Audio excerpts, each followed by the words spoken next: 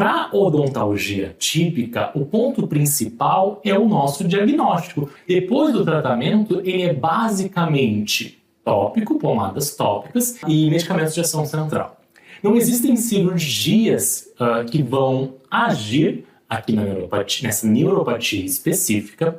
Se a gente for abordar outra neuropatia, como uma neuralgia trigeminal, aí existem outros procedimentos, outros tratamentos, outras cirurgias para isso. O que eu estou falando aqui hoje é de um diagnóstico específico, tá? Eu quero que vocês entendam isso antes de ficarem confundindo com outras coisas. Então, o que eu falando é odontalgia típica, bem específico. O tratamento basicamente é medicamentoso, com pomadas e medicamentos de ação central.